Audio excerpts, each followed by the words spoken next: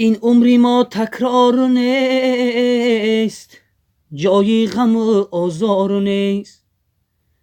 سوزه چو سوزی نار نیست، یک روز باش و مرد باش. سوزه چو سوزی نار نیست، یک روز باش و مرد باش.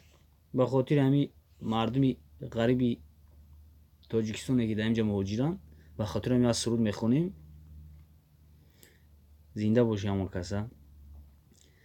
در دیلم زد در رسیا گشتنم، در دیلم زد پولی پتن دادنم. در دیلم زد در رسیا گشتنم، در دیلم زد پولی پتن دادنم. در دیلم زد هر کسا کار گفتنم. من نکردم پی شکست کج گردنم.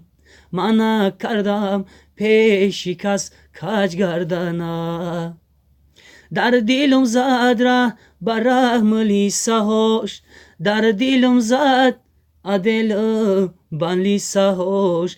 در دیلم زد ولو، در دیلم زد ولو چرکه گفتناش. من ندارم طاقتی هر سخناش. من ندارم طاقتی هر سخناش. در دیلم زد خار و خسی جنگلش، در دیلم زد تا سحر لرزیدنش. در دیلم زد پای لیج گریختنش. کی خلاص میشم از این درد و غمش، کی خلاص میشم از این درد و غمش. در دیلم زد بر از بار سوم دادناش، کار تمام شد سوم نمیتن سیگناش. در دیلم زد هر ملت از سخناش. من شدم بیزار از این درد و غماش. من شدم بیزار از این درد و غماش. در دیلم زد گشتن و کار کافتنش، در دیلم زد رالتان و سیمیتنش. در دیلم زد مینتی هر آدمش، میروم خانه با پیشت مادرم. در دیلم زد مینتی هر آدمش، میروم خانه با پیش مادرم. پیشی الله من گدایی میکنم، پیشی الله من گدایی میکنم. پیشی بندش زاره ها نمیکنم. میخرم یک برده نان به مینت، دست به سوی کیر دگار باز میکنم.